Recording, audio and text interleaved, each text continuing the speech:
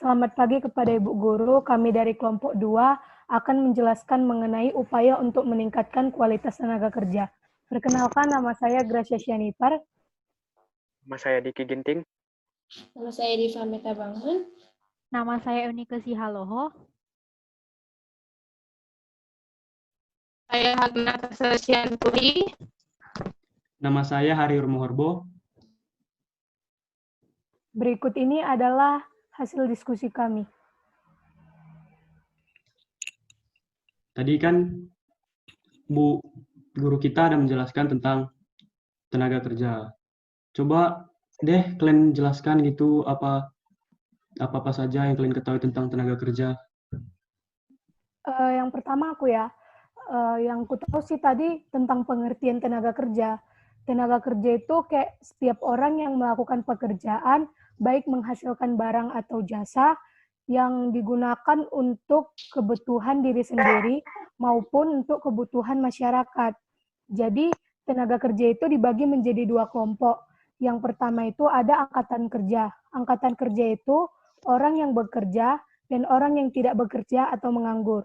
Sedangkan yang kedua itu bukan angkatan kerja, yaitu golongan seperti anak sekolah, ibu rumah tangga, dan pensiunan.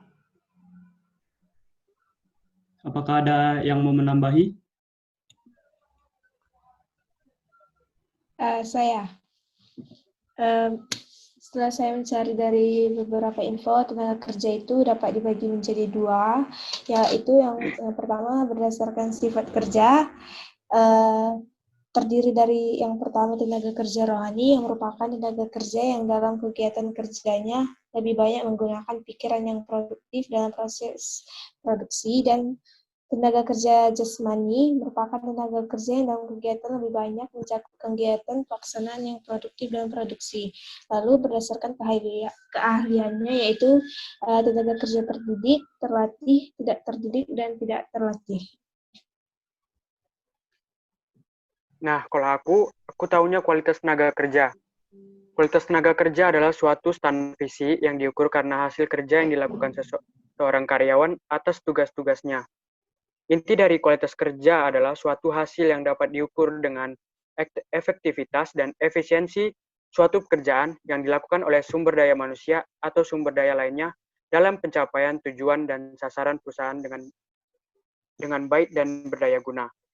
Ada beberapa cara juga yang dapat dilakukan oleh suatu perusahaan, yaitu dengan memberikan pelatihan atau training kepada tenaga kerjanya. Atau juga bisa membuat teknologi yang dapat membantu meningkatkan efisiensi dan keefektivitasan suatu pekerjaannya. Ada tambahan lain?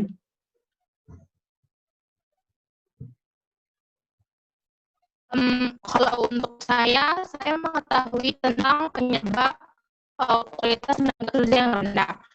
Itu dipengaruhi oleh beberapa hal, yaitu yang pertama, rendahnya tingkat penguasaan teknologi. Lalu yang kedua, terbatasnya fasilitas infrastruktur. Ada yang lain bisa menambahkan? Aku mau nambahin. Terus yang ketiga itu, yang ku tahu itu, kemampuan bekerja keras yang rendah. Terus ada juga upaya yang dilakukan Indonesia untuk meningkatkan kualitas tenaga kerja, yaitu oleh pemerintah mendirikan lembaga pelatihan, terus menyusun dan melaksanakan program-program yang mendukung tercapainya sistem ketenaga kerjaan yang ideal, terus meningkatkan kualitas serta produktivitas tenaga kerja dengan mengadakan pelatihan-pelatihan. Ada yang mau nambahin? Nah, saya mau menambahi upaya pemerintah dalam pendidikan. Yang pertama itu peningkatan kualitas guru dengan sertifikasi, pelatihan dan alokasi tunjangan. Yang kedua yaitu peningkatan materi pembelajaran, seperti menciptakan kurikulum yang dapat menghasilkan lulusan yang sesuai dengan persyaratan dunia kerja. Yang ketiga yaitu peningkatan kualitas pendidikan, baik dalam pendidikan formal maupun non-formal. Nah, upaya yang dilakukan oleh pihak swasta yaitu yang pertama, bekerja sama dengan lembaga pendidikan dengan cara membuka kesempatan kerja kepada peserta didik. Yang kedua, menyelenggarakan pelatihan berkala untuk meningkatkan keterampilan tenaga kerja.